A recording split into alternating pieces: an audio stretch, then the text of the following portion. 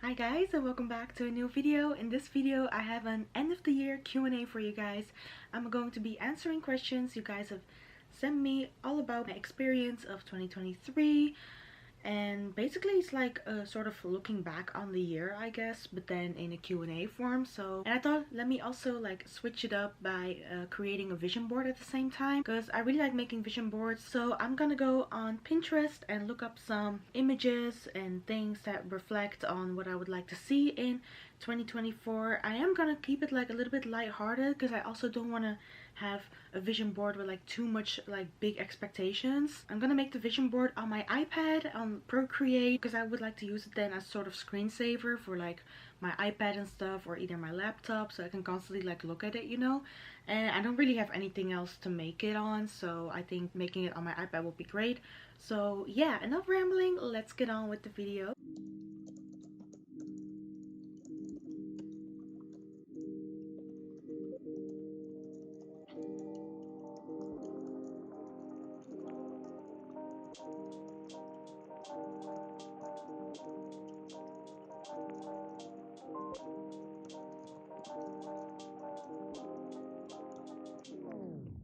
Okay, so I'm sitting comfy on my bed, got my iPad here, my Apple Pen, and also my phone, and because I have all the questions I want to answer here on my phone, so we're just gonna go and answer them whilst I am creating my vision board.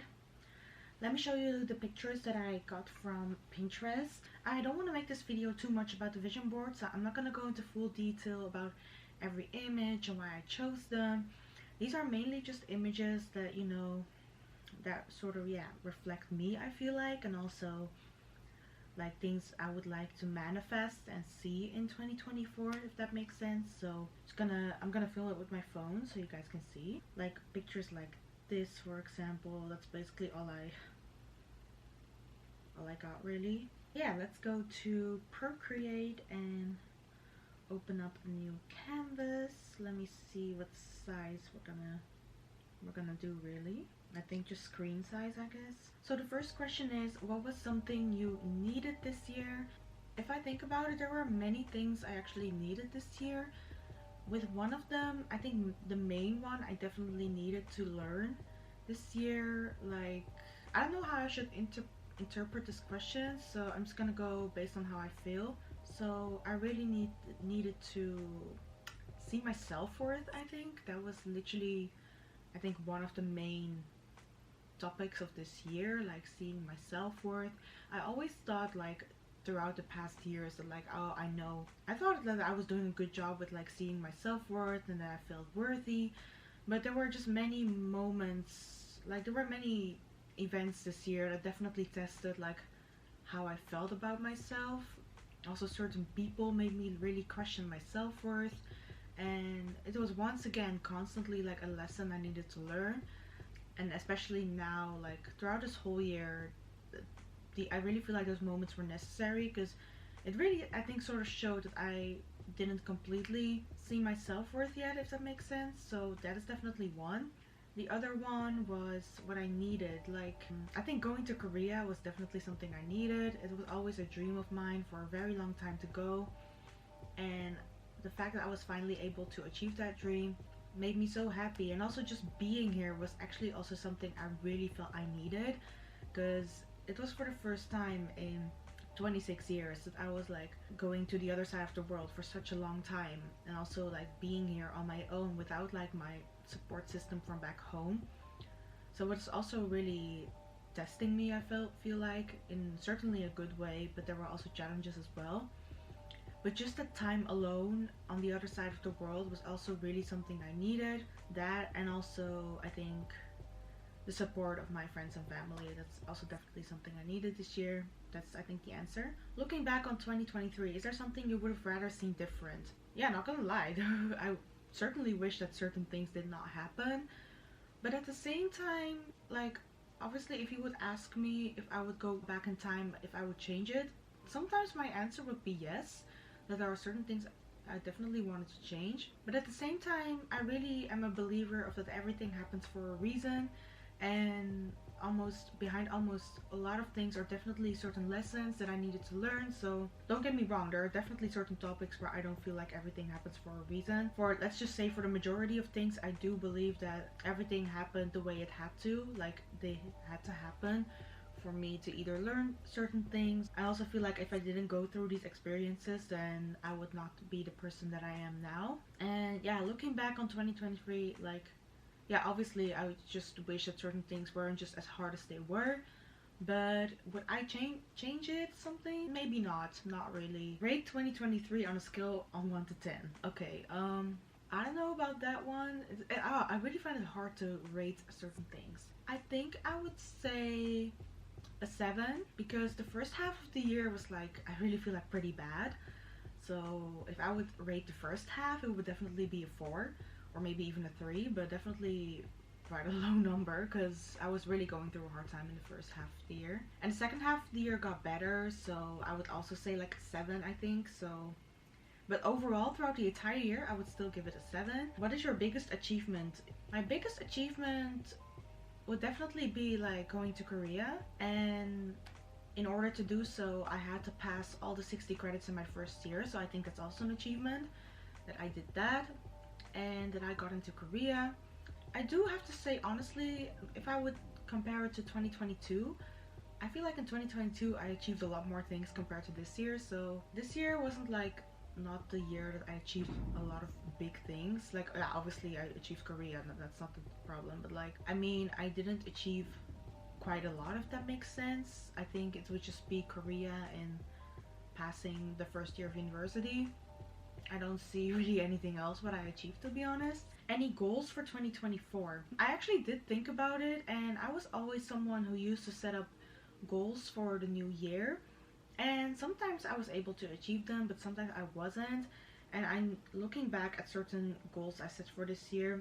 I did achieve some of them, but not all of them. But for 2024, I just decided to like, obviously I do have certain things I want to achieve and certain ambitions and goals I have. But at the same time, I don't want to be too strict on myself, because I also really feel like anything can change. Maybe I change my mind about certain things. That's why I also really don't like questions like, oh, where do you see yourself in 5 years? Like, I definitely hate those questions, to be honest, because I literally cannot predict how it will turn out. It's maybe not the same thing, but you guys will probably get what I mean. Any goals? Like, yeah, for example, now I'm making this vision board. I do have certain things in mind and certain things I want to manifest, but I'm not gonna be too strict on myself and set certain goals. Like, I just feel like, I think throughout the year I will be coming up with goals I want to achieve. So it's just something, yeah, I think I'm just gonna live day by day, and then throughout the year I'll just see what goals I do want to achieve at the end of the year, because I feel like I cannot come up with anything right now, because then I also feel like forced to like achieve that goal, and you can get very demotivated if it doesn't end up happening. So I do definitely have certain plans, but goals wise, I think if I would have to come up with one goal, it's definitely trying to stay in Korea. So, and it's also something I do want to manifest, and I've talked about it in my previous vlogs, that I was planning on coming back to Korea, or like stay for at least a longer period. So I think that's a goal I can say. Yeah, I think that's for now basically my only goal, like staying in Korea. After this whole ass story of how I don't have any goals, I just came up with a goal, which is crazy. Most beautiful memory of this year. I would say, I think if I could do multiple, definitely Korea. I really feel like it actually sort of makes sense that Korea is definitely one of the most beautiful memories I have of this year. Like I said, like, it was a dream of mine for a long time to go study abroad and be here for like a longer period, and I'm so happy I went, and I definitely think it was an amazing way to close off the final months of the year. Other memories, I think the many concerts I went to. Sounds maybe silly, but I went to 6 concerts this year, so, and they were all very fun. So I think that is a nice memory. And this maybe sounds broad, but just all the memories I got to make with just all my friends. Like, it sounds broad, but I don't have a specific memory of a certain thing I did with a certain friend, but I definitely value and cherish all the beautiful memories I made with my friends. So Yeah, those I think are the beautiful memories. Are there certain habits or traits you want to let go? Definitely. I think one habit would be, or like thought, I guess, would just stop taking everything so personally. Like, it's something I've been struggling for quite a long time, and I know some people can just easily do not take things personal, but I'm just someone who takes a lot of things like personal, like very fast, and I do really want to get rid of that like anxious thought because I know it stems from my anxiety. So I do really want to get rid of that. Other certain habits, I don't think there's anything else I could come up with at the moment. So I think that obviously I'm still in therapy and I am planning to continue to do therapy in 2024 as well. So definitely just work on myself, work on my mental health. So I think that and things I want to let go. Like it's the thing is like, oh, I think it's another habit I also want to quit. Like I really am someone who holds grudges a lot. Like someone can apologize to me for something at least 100 times and I would still be upset about it. Like I know it sounds very toxic, but like that is unfortunately really like a bad trait of mine that I do really hold grudges. So I think something I do want to work on is just to know maybe try to forgive people a lot more easier. I know it definitely takes time, but I do really want to work on those and things I want to let go. Yeah, like I said, I don't want to hold grudges that much anymore, and also just leave certain things just in the past as they should, because there are just certain things I just really need to let go of, and I think it also has to do with like a little bit with like holding grudges or just let certain events that happened in the past just let it go.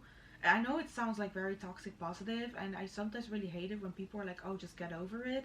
But to a certain extent, I know I have to move on from certain things, so I do want to work on that. So I don't mean it in a toxic positive way, like, oh, just get over it. It's in the past, and stuff like that. Because I know some people tend to think about it like too easily, if that makes sense. What is a video you posted this year that you were very proud of? I saw that question, but I didn't really look throughout all my videos and to see which one was my favorite. Like, if you would ask me, sometimes I do like to watch back old videos of mine. Like recently, I actually watched some videos of me in 2022, and that was like, it was so crazy to see how my life had completely changed compared to last year. But it's about this year, so I have to answer about a video of this year. I don't know really, like I feel like I haven't made that special content this year. Just like vlogs and like, wait, let me just go through my videos and I'll just pick one. I think it would be too broad to say, yeah, my Korea videos, because I have a lot since I am here. So, but maybe between my Korea videos there's a fun one. Let's just see. I guess it has just to be a video that if I watch it that I feel very happy. I think my holiday vlog, the one that where I went to Crete, even like, I do have to be honest, the memory itself, it was like, I like the holiday, but it's not definitely not one of my favorites if I'm totally honest. But I do really like the holiday vlog because I also vlogged the days before I went on holiday, and it also has the vlog also contains like very nice moments with my friends. So I think that is like a nice video. Ooh, I maybe like the vlog where I went to the Kid Millie concert, because there's this one part where me and my friend are like in the car jamming and stuff. So I think maybe also videos like concert vlogs, I think I like those as well, like vlogs where I went to concerts and stuff. Wait, am I naming too many right now? I don't know. I think that's it really. Like, yeah, it's just mainly my holiday vlog, my concert vlogs, I think. So I think those are my favorite videos, I guess. I don't really have a video that I'm like, oh my god, I absolutely love that video, I love everything about it, or stuff like that. So what are your most listened K-pop songs? Okay, if I'm truly honest with you guys, like if you guys would see my Spotify Wraps of this year, you would be surprised how there's only one K-pop song in my top 10. So don't get me wrong, I still listen to K-pop, but I also really have sort of switched to like K-R&B and hip-hop. I've also been loving music like that, and sometimes just pop music that I hear on the radio. Some of the releases this year were also like pretty good, so I've also just been listening to that. And just, yeah, like, don't get me wrong, the rest of my top 100 is still mainly K-pop. So if I just go through my Spotify Wrapped, like the number one most listened K-pop song was actually Chasing That Feeling from TXT. And I remember when that song came out, like I was obsessed. Like I don't know what it was with that song, but I was obsessed and I had it on repeat. So that's actually my most listened K-pop song of this year. Obviously, I listened to Enhypen's releases. I listened to Dark Blood. I listened to. I didn't listen that much to the Japanese release, but I definitely listened a lot to Bite Me, and also their recent release Orange Blood with Sweet Venom, and Still Monsters, also a very good song. If I go through my Spotify Wrapped, I actually mainly see boy groups. Like I haven't really listened to girl groups this year, like at all. Like I think sometimes some IVE and like New Jeans and La Seraphim, but basically yeah, it's mainly actually boy groups, like rappers, boy artists and stuff like that. So it's mainly that. So yeah, that's basically my most listened K-pop songs, I guess. Like yeah, TXT's release and mainly Enhypen and just some random K-pop songs here and there, but for the rest, not really. Happiest month and saddest month. Okay, yeah, about that. I think my saddest month would have been May. Like I really felt like in the first half of the year I was just really not feeling well mentally, and I also mentioned that earlier when I was rating like my year. So I would say May was like the saddest month, and I'll explain why in the next question, because the next question like really fits with it. And maybe also October, like you would think why, because obviously in October I was in Korea, but I also really wasn't doing well mentally in October. So like I had just very many sad moments. There were just also things happening in my life which really had a impact on my mental health. So I would say October. And then the happiest month, I think I would say February, because it was also the start of second semester, and I remember feeling very good about myself back then. So I think also the happiest months were like August and September, because at the end of August I moved to Korea, and September because that's where basically the Korea adventure truly started. So I would say those months. And next question, what changed you the most? There is this one event that happened this year that definitely has changed me, in a sense that started to look more differently at a lot of things in life. And that actually also explains why May was my saddest month. In May, someone I used to be very close with passed away back then, and it was also the first time ever in my life that I had to dealing with like such a huge loss. Yeah, but just when that happened, I obviously was very devastated and heartbroken about it first, but I also really felt like my whole world was turned upside down, and I was like, trying to explore how to deal with that. But like the death of the person also made me really look very different at things in life. I was also really learning things about people, also the people around me, especially how they handled me dealing with that, if that makes sense. And also, I really feel like Korea has also definitely changed me. Going to Korea, that is, like, and just being here also made me definitely learn certain things about myself. And I think that's what also, they also sort of really sort of changed me. How do you see your love life next year? First of all, what a great timing to answer this question, because I definitely have like experienced a lot of heartbreaks this year, if I'm totally honest.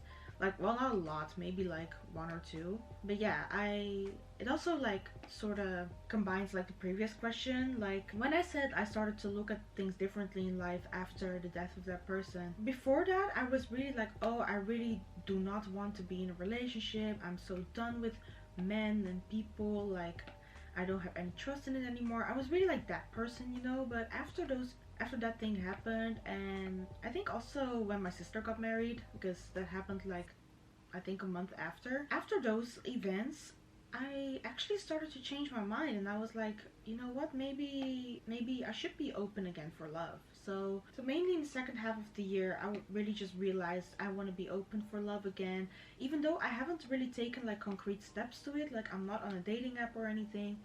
I know I have met people and stuff, but it's also at the same time I'm not really actively looking for it right now. Like, but it's just if I would meet someone, I would definitely be open for something serious. And that's also what I really want in my life right now. I literally want to meet someone who is serious and it's not, playing games and stuff like that. Even though I really feel like in this generation it's so hard to find someone serious. What are things you're grateful for? First of all, it may sound very like I don't know how to feel about it, but First of all, the fact that I am alive is something I'm very grateful for. I know that some people in different countries cannot really say that, or it's not guaranteed that they will, so I am very grateful to be alive. I am grateful for my friends and my family. Sometimes when I'm at my lowest with my mental health, sometimes I do find it hard to remember those things, but I am like truly grateful for them as well. Also, being in Korea also made me realize how grateful I am for my friends back home, but don't get me wrong, I'm also definitely grateful for my friends here. And also the fact that I was able to make new memories and also make new friends while I'm here, I'm very grateful for that. Even the fact that I was able to go to Korea made me very grateful. Also just my health. Also it's the same with like, you know, being alive. It's something I'm very grateful for. That my health is good and just everything I have, I think I'm quite grateful for that. Sometimes, like I mentioned, like when I'm at my lowest with my mental health, I sometimes forget those things. Then I just forget how I have a lovely support system and how everyone, you know, everyone around me really love me and care for me. It's just very hard to see it sometimes. And when I look at things I achieved and stuff, because the thing is like I'm just very, very hard on myself.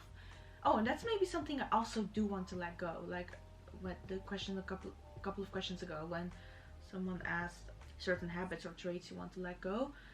I don't want to be too hard on myself. Like I just really should give myself more credit and don't self-sabotage. Like I really feel like I'm also like quite a self-sabotage person. Like if something goes well, like very well, then I would unconsciously look for ways to ruin it because I feel like I don't deserve it or anything. So yeah, I really also do want to let go of that and just give myself more credit. Yeah, so yeah, I'm grateful for many things in my life and I really should be thanking God every day for it. So when I was actually putting up the question box on my Instagram stories, I did actually get a lot of questions that were like Korea related and very study abroad experience related. So I was like contemplating should I include them in here or not, because they're not like, I was planning on making an updated study abroad Q&A. So I just decided to basically skip all the Korea related questions. But there was this one question I actually do still want to answer, and that is, what were some of the main challenges you experienced when moving to Seoul? It maybe sounds very cliche in a standard answer, but just like, I'm not saying me being a foreigner is a big challenge in Seoul, but like I definitely sometimes get the foreigner treatment. Not like in a racist way or anything, but it's just, you know, sometimes people really stare at you and stuff like that. I think one of the challenges I experienced. Oh wait, I have to make it be real. Hold up. Okay, so what was I saying? The main challenges I experienced when moving to Seoul, just I think being on my own, like without my family and stuff. Like, don't get me wrong, I'm quite independent. Like I know how to take care of myself, and when I'm living by myself, I definitely do. That was not really like a challenge, like living on my own, but more in the sense, I think just experiencing the fact that I was like on the other side of the world without my trusted support system and making just making my way in Seoul. Like I know I had my friends from uni, like I had them, and that was also very nice. And I think challenges that was for me was like, you know, just really go out there and just very be social. I don't think there were like any big challenges, maybe apart from the language barrier sometimes. Overall, it hasn't been that big of an issue. Do you plan to continue learning Korean? Yeah, definitely. Also, if I do go back to Korea, I really want to enroll myself at a language course again. Probably it's going to be Sogang again, or maybe I'll look for a different university. But I do definitely plan on continuing learning Korean. I think I also really want to try to do up to level 6. I know it's going to be very intense and hard based on things I heard. Yeah, I do really want to continue learning Korean. Wait, I'm gonna grab something to drink because my throat is very dry because of all the talking. Definitely needed that one. Do you have any fears on entering 2024? I do. Like, also certain fears I have, that what if the things I do really want to do in 2024 don't work out, or other fears I have is just, you know, yeah, just what if the things I plan don't work out, or just I think also like the fear of the unknown. I actually talked to my friend about this recently. like just the fear of the unknown. So at the same time I'm excited for the new year, but also at the same time I'm just scared of the unknown. Like you never know what's gonna happen. So I think there's also a certain anxiety in that. Yeah, that's why I also don't want to set too high expectations of myself. So yeah, I think that really. What would you tell your January 2023 self? Believe me, like January 2023 would be hella shocked if she knew what went on the entire year. So what would I tell her? I would tell her, cut off that toxic person. Like now, don't wait until he does it. Don't catch feelings for emotionally distant men. Yeah, maybe very simple, but yeah, everything's going to be okay. Like I know it's hard right now, but it's gonna be hard, but you will be okay. Yeah, and also I would tell her like you're so freaking worthy. Don't let anyone tell you otherwise. Yeah, watch out with who you trust. I definitely would also tell her that. Yeah, basically I would just tell her prepare for one hell of a roller coaster ride of emotions. I would definitely tell her that. How do you prepare for the new year? Like I mentioned before, I don't want to set up like too many like big goals or anything. So I think how I just prepare is, you know, first of all making this vision board, but also keeping it very lighthearted at the same time. I don't really have a way of like preparing, I guess. I think just maybe other things would be, you know, usually I make a bullet journal, but like with this year I have to be honest, I've been very slacking with my bullet journal, and I also really didn't bring it with me to Korea. So usually I would make a bullet journal for the new year, but I don't think I'm gonna do that for 2024.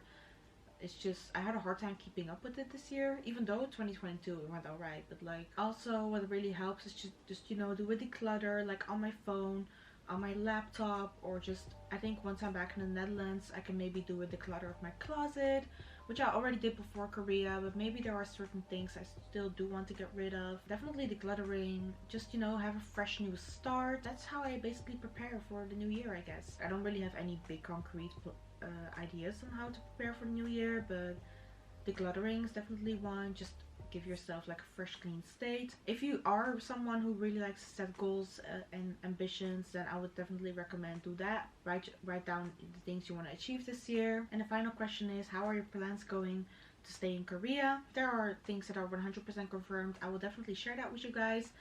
But to be honest, there's not really been any progress yet, so it just looks like I'll just go back to the Netherlands on the 4th of January. And I think I just really need that, like, you know, that little bit of time back home. But I do really want to go back to Korea. For now, it's just a plan that, you know, I just go back to the Netherlands, save up some more money. I'm also like, you know, applying for jobs. I think I'm just gonna go back in March and continue doing my language course at Sogang. So that's basically for now the plan, but anything can change. Yeah, that would mean that I would have to drop out of Leiden University, but yeah, there are chances there. Pretty sure that I'm gonna drop out, but at the same time you never know what's gonna happen. Maybe I completely change my mind, but for now the plan is that I'll go back to Korea in March, and I really hope that I can do that, hopefully. So yeah, so I finished my vision board off camera. It took quite a while, but I'm gonna show you guys the finished result by filming on my phone. So this is currently what it looks like. It's not perfect, but I do like it. I do have an empty space here in the middle, like, well, sort of middle, which I can maybe keep for something else, or I can just maybe simply write 2024 in there. Yeah, this is currently what it looks like. I'm very, very happy with it. Once again, I'm not going to completely explain all the images, all the details behind the images and why I chose them. This is just something that I feel like it represents me and what I want and what I like. So yeah, I'm just gonna basically keep it like this, and maybe some things can change, but yeah, this is the finished result. So I hope you guys enjoyed this video. Give it a thumbs up if you liked, and of course subscribe. And this is also going to be my last video for this year, so I wish you guys a very happy holidays and a happy new year, and I'll see you guys in the new year. Bye bye.